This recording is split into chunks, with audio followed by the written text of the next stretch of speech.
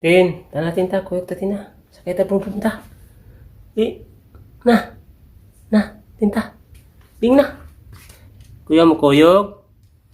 So tingnan niyo mga kapit-lovers. Dati sasabihan ko to na pakuyugon, kuyog mo sa Bisaya. Dali itong sumama. Tatayo ito kagad. Pero ngayon, wala. Hina talaga siya. Mga kapit-lovers, welcome na naman sa aking channel. Ang topic ko ngayon mga kapit-lovers ay about sa sinulog ko na aso. Diba sa previous ko na video, sa mga nakakita na medyo may karamdaman yung sinulog ko na aso. So, naisipan kong dalhin siya sa vet ngayon dahil mukhang mahina na siya. So, nandiyan na siya mga kapit-lovers. So, Tin, very good Tin. Tin. Dalhin ko na sa vet dahil kaunti na kasing kinakain niya. So, ang gagawin ko, suklayin ko muna to. Di kasi ito na suklay mga kapit-lovers dahil dito banda, sa baba ng mata niya may sugat dito. Kaya, iniwasan kong suklayin. Pero ngayon, suklayin ko. Bago ko dalhin sa vet. Dito, may sugat to dito. Diya, oh, matigas na. Oh. Ano to eh? Sa gamot niya. Hindi, ani, guntingon na to din. Wala ba? Oh, kira doon. Ito guntingon di. Hindi na ito guntingin dahil matigas na eh. Kung suklayin. Dahil ito sa gamot. May cream kasi ako na gamot na nilagay. Ito sirong dahilan na tumitigas yung balahibo. Wala na. Ito natin dito din eh. Mata. Ini. Umaling na yung sugat niya sa baba ng mata niya.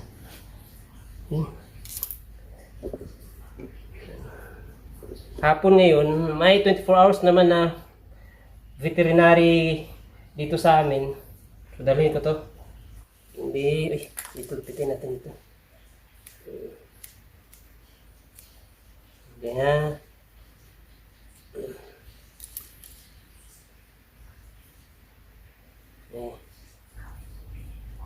So punta ako sa vet ngayon mga kapit lovers. Dahil may 24 hours naman na open dito na vet clinic.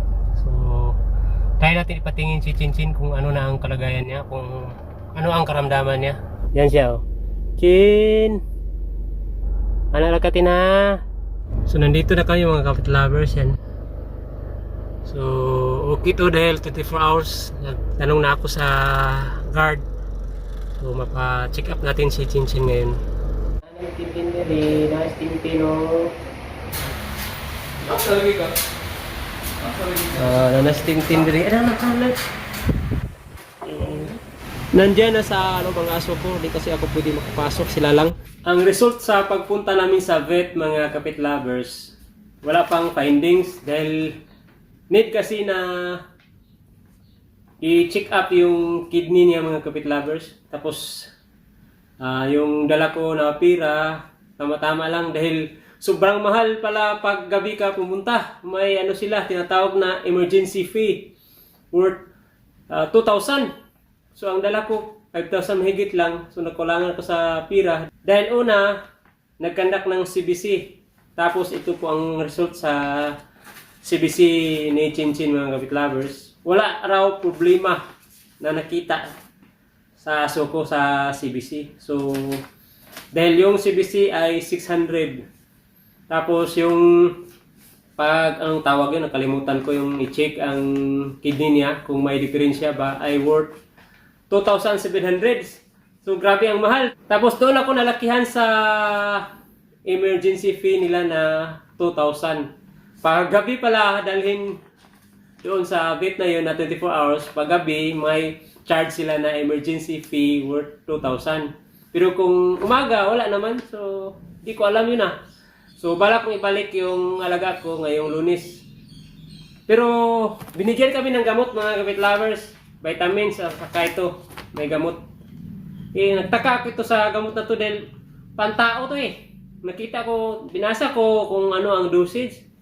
Ang dosage, may nakalagay na ano eh, children. So, wala namang pang-aso. Pwede pala ito sa aso mga kapit lovers. Tapos ito, gamot talaga ito na pang-aso dahil may nakadrawing dito na aso eh. Yan. So ito, mga prutas, vitamins. Sa mga wala pang idea dyan kung sa inyong lugar, dito sa lugar kasi namin mga kapit lovers ay city, dito ako nakatira sa Lapu-Lapu City, so maraming mga vet clinic dito. So sa mga wala pang idea dyan, kung may mga makita kayong 24 hours na vet clinic dyan sa inyong lugar, mag-inquire muna kayo. Then baka makatulad kayo sa akin na nakabayad ng 2,000 sa kanilang emergency fee. Paggabi, dalhin nyo ang alaga nyo mga kapit lovers. So, update ko lang kayo mga kapit lovers kung ano ang kalagayan ni Chinchin.